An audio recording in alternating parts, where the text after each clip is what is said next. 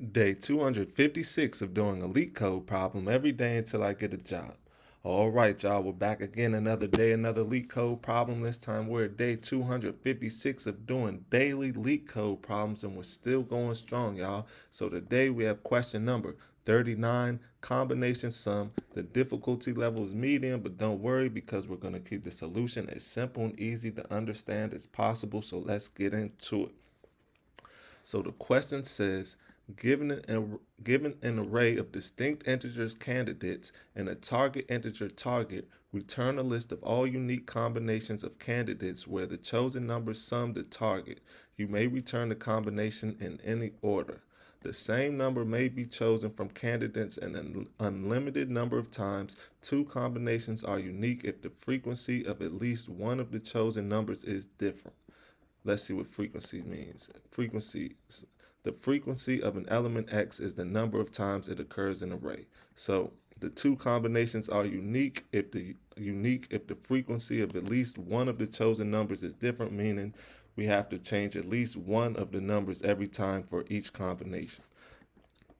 It says the test cases are generated such that the number of unique combinations that sum up the target is less than 150 combinations for the given input.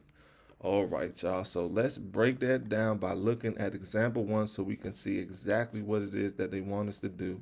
So in example one, we have the input candidates equals an array of integers 2, 3, 6, and 7. The target is 7, meaning we want to see how many different combinations of these numbers we can create that will add up to 7, right? So that's why the output is a 2D array. First combination is 2, 2, 3, because when you add 2, 2, and 3 together, you get 7. And remember, it says uh, the same number may be chosen from candidates an unlimited amount of times, meaning we can use 2 as many times as we want. In this case, we use 2 twice, so 2 plus 2 plus 3 will give us 7, or we could just have 7 by itself, which equals 7 as well. And those are the two combinations that we can create from this list of integers right here that will equal the target, which is 7. Let's look at the explanation just in case. It says 2 and 3 are candidates, and 2 plus 2 plus 3 equals 7. Note that 2 can be used multiple times. 7 is a candidate, and 7 equals 7. These are the only two combinations, y'all. So these are the only two combinations we can create out of this array of integers that we can add together to equal 7. So let's look at example 2, where we might have a case where we just use unlimited numbers like they said we can, right? So in example 2, we have candidates equals an array of integers 2, 3, and 5. This time the target equals 8. The output gives a 2D array of integers of the different combinations. The first combination is 2 plus 2 plus 2 plus 2. That's going to give us 8. We used 2 4 times. Then the second combination is 2 plus 3 plus 3, also equals 8. We use 3 multiple times, but we only use 2 once. And then the final combination is simple, just 3 plus 5. Boom. All these combinations right here, they all add up to 8, and they add up to 8 because the target equals 8. So whatever the target is, that's what we're trying to find numbers that add up to. So let's look at example 3, where it would be there's no way to reach the target, right? So in example 3, we have the input candidates equals an array of integers. It's just 2. This time the target is 1. There's no way we can add 2. It's nothing we could do with this 2 to make it 1. So we're just going to return a blank array. So, excuse me, y'all. Now that we understand the solution, now that we understand the question, let's get into the solution. But before we get into the solution, y'all, don't forget, if you need any new Apple AirPods, go ahead and check out that link in the description. And then after you do that, don't forget to like, comment, and subscribe.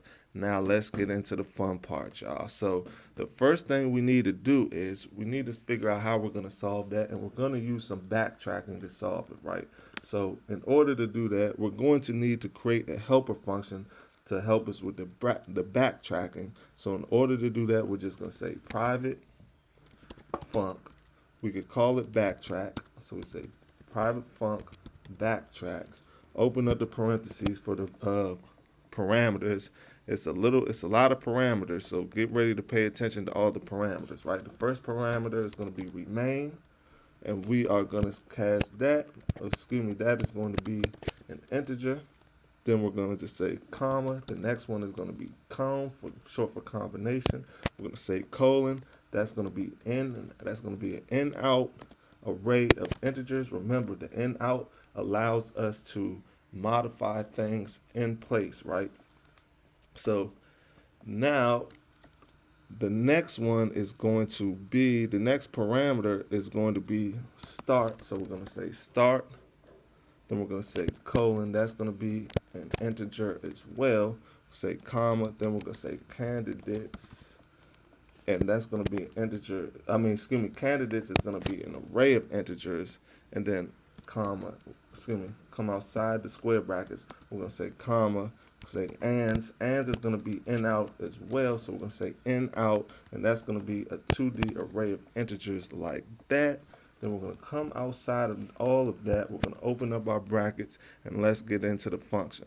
Now, the first thing we need to do, we need to see if the remaining target becomes negative so we can just terminate right there, right? So we're going to be adding numbers together, right? So say the target is 7, and we add 2 plus 2, right? That gives us 4. So the remaining target would be 3 because we're trying to get to 7. But we need to handle a case where if the remaining target becomes negative, then we know we went over the target and we can stop right there. So we need to handle that with this base case, and we're going to say guard remain is greater than or equal to 0. Else we could just say return, just like that. Now we need a base case. If the remaining target is exactly 0, that means we found a valid combination, right? So if, once again, say the target is 7, we have 2 plus 2, we have 4.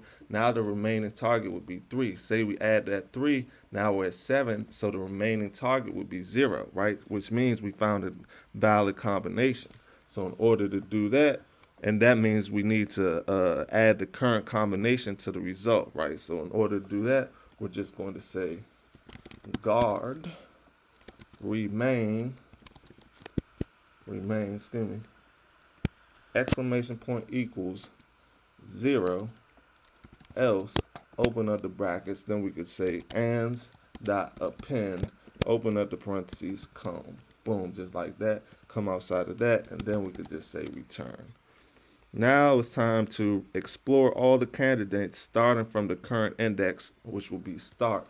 So when we do that, we need to do a for loop. So we can say for I in start up to candidates dot count. We're going to open up the brackets, and we're going to add the current candidate to the current combination. So in order to do that, we're going to say comb dot append, open up the brackets. We're going to say candidates, square brackets I. Then we're going to come underneath that, and now we need to recursively explore further with the updated target. And we're going to use start instead of I plus 1, which will allow reusing the same element multiple times, right? Because remember, we want to be able to use an element an unlimited amount of times if we have to, right? So that's why we're going to use start instead of I plus 1. So in order to do this backtracking, we're just going to use some recursion. We're going to say backtrack. Let me clean it up so y'all can see a little clearer. We're going to say backtrack. We're going to say backtrack, open up the parentheses. We're going to say remain. That's going to be colon. Then we're going to say remain minus candidates, square brackets I, comma, comb, colon. Then we're going to say and comb, because remember comb is in and out. So when we're dealing with in and outs, we have to put this and sign right here. Boom. Then we're going to say comma. Then we're going to say start, colon. We're going to set that. That's going to be I. Then we're going to say comma. We're going to say candidates, colon. That's going to be, we could just say candidates, candidates, right? Then we say comma, ands, colon. This, remember, that's in and out as well, so we're gonna say and sign, ands.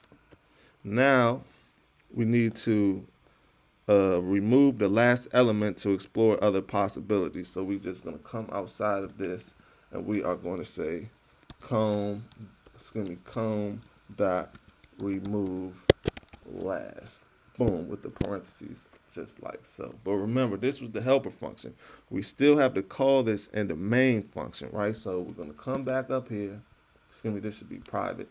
Come back up here into the main function. First thing we need to do is declare variable, and this variable is going to store all the valid combinations that sum up the target for us. So to do that, we're going to say var ands. Remember, we're returning an array of arrays, so 2D array, so we need to set ands equal to a 2D array of integers like this. We're going to say ands equals square brackets again, so it should be square brackets inside of other square brackets with of integers, right? Come outside of those and put the parentheses to initialize it. Now we're going to need a temporary array which will store the current combination being explored. So for that, we're just going to say declare variable. We'll call it comb, short for combinations, because we'll be exploring the we will be exploring the current combinations. So we're going to say var comb, and that's just going to be an array of integers, which is going to represent just one of these current combinations that we're exploring. It may or may not be a good one or a valid one. We won't know yet. So now it's time to start the backtracking function in this main function, right? So in order to do that, we're just going to say backtrack. Now we need to pass in a parameter, so we're going to say backtrack remain. Excuse me, that should be remain colon, say target, which comes from right here. Boom. Then we are going to say comma comb colon, that's going to be and comb. Excuse me, because that's what the in and out for. That's what the in and out's for. Say comma. Then we're gonna say start. We just set that to 0. Then we'll say come over here. We'll do candidates colon. Say that could be candidates, which comes from right here. So we say candidates. Then we can say now we need to do the ands. Ands is an in and out as well, so we can just say ands, just like that. Now we need to return the final list of combinations, right? So in order to do that, we just come down here and we need to return,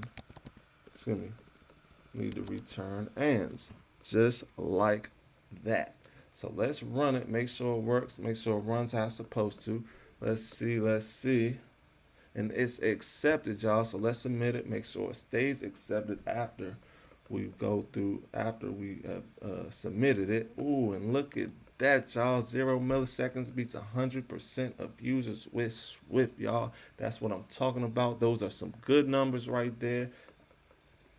So before we leave, make sure you get one more look at the code, y'all.